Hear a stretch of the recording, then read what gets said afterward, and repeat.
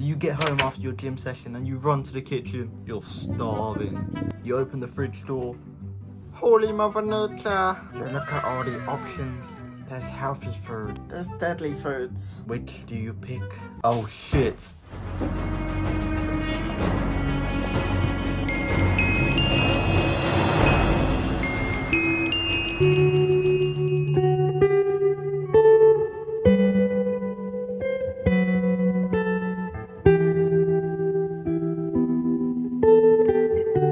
Stop this cycle of relapsing on your diet, your no-fap streak.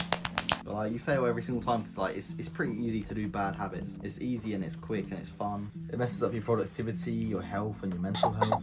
We used to struggle with playing a lot of video games and eating bad foods. NANI?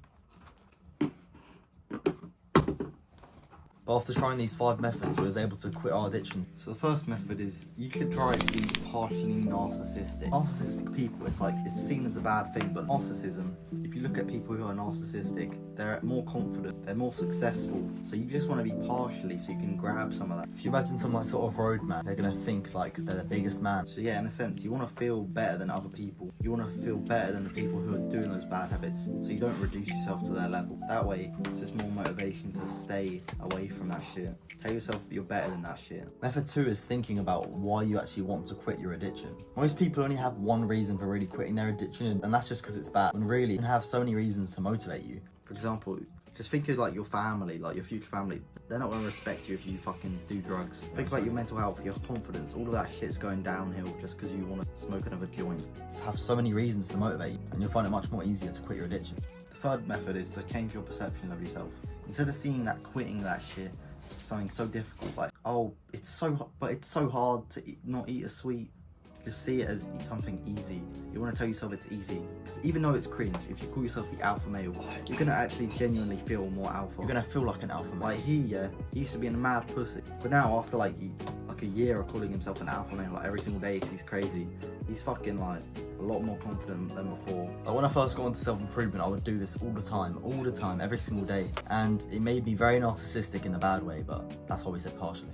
It's like changing your perception of yourself to be the alpha male. The alpha male doesn't want to fucking do those drugs. The alpha male doesn't want to fucking eat like a little Jeffrey, a little gamer, video gamer. Because whatever you believe yourself to be, then you're more naturally gonna follow along with it.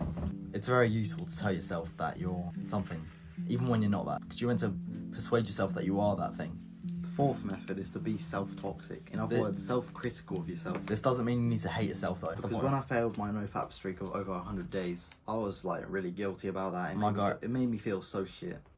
My guy jerks off his own pee-pee. You don't want to be that critical of yourself. You still want to forgive yourself every single time you make a mistake. If you don't talk to that girl, it's okay, man, you're not going to die. Don't fucking kill yourself over it. But you should partially hate yourself about it. You should hate that part of yourself which is weak. Why would you like the weak side of yourself?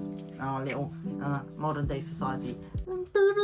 Be weak, guys. Yeah, about modern day society, most people that we know in school, they all completely, they're not good self-critics of themselves. And if you're not a self-critic, you can't be a student for life. You can't keep learning because you don't even spot your own mistakes. Pretty much what he's saying is all these kids in our school, none of them have fucking confidence, but they act like, oh yeah, I'm fine. I'm perfect. Nothing to critique about myself. I forgot there's a certain name for it. It's self-something, but yeah. Self-annihilation, bro. You're not even living, bro. Tell yourself you're a piece of shit if you do your addiction. Tell yourself that. Well, you're gonna do it less frequently if you dislike it. If you dislike how you feel after you do it. Because you shouldn't feel good when you do these things. Like, who feels good when they have a shit and like they're having diarrhea, bro? Like, you gotta treat it like that. You gotta hate it. You gotta hate it with passion. And the final method is to just replace the bad habits, the addictions. Because in truth, we're all addicted to something. We're addicted to self-improvement. We're literally addicted to it. I wanna get bigger muscles, bro. I wanna get more girls. So other people are addicted to bullshit. That's why you need to replace the addiction with something good. We know this shit fucking works. Never quit giving up on your addiction. Since you've been doing these addictions, you're probably not feeling the happiest in life right now.